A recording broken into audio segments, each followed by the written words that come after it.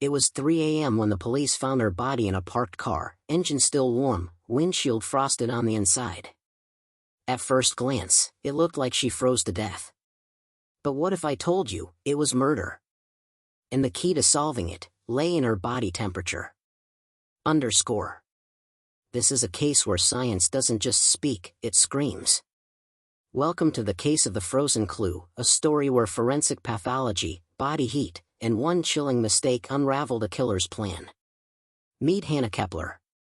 A 28-year-old science teacher from Minnesota, last seen leaving school on a snowy Thursday evening. She never made it home.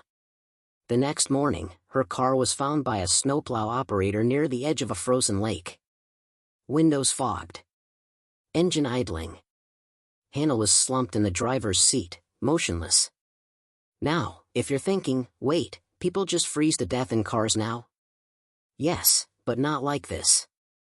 Her gloves were off, her coat was folded in the back seat, and, oddly enough, her phone was missing. Autopsy reports suggested hypothermia. But something didn't sit right with Dr. Lena Park, the forensic pathologist on duty. Hannah's core body temperature was too high for someone frozen in place. The question was no longer how did she die? It became, when? Here's where the science kicks in. After death, a body cools at a measurable rate, 1.5 degrees Fahrenheit per hour, until it reaches the temperature of its surroundings. It's called algor mortis.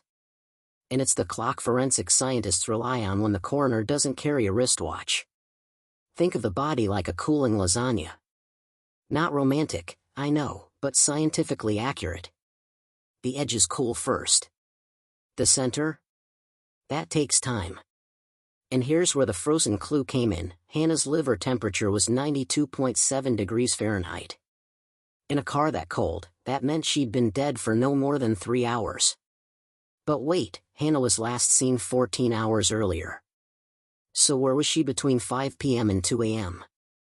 A deeper search uncovered security footage from a nearby warehouse. At 11:17 p.m., a figure dumped something in Hannah's car, then walked away into the snow. What he didn't realize was that heat leaves evidence. And this time, it talked. Dr. Park reconstructed the body's temperature drop in reverse. Her conclusion? Hannah had been kept warm, in an environment around 80 degrees Fahrenheit, for several hours after her death.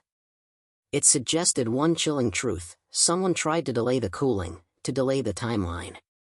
Police zeroed in on one suspect, her ex-boyfriend, Derek Lang. A recent HVAC technician. Recently fired. Recently bitter. A warrant led officers to his apartment. The basement? Heated. A rubber sheet laid out. And in the corner, Hannah's phone. Derek had kept her body warm with a space heater, bought himself time, and tried to fake hypothermia. But science? Science is stubborn. It never forgets a temperature. In the end, one forensic truth cracked the case wide open: heat doesn't lie. When words fail, thermodynamics speaks. If you found this case fascinating, hit subscribe, because every week, we explore how science solves the seemingly unsolvable. Stay curious. Stay skeptical. Stay sharp.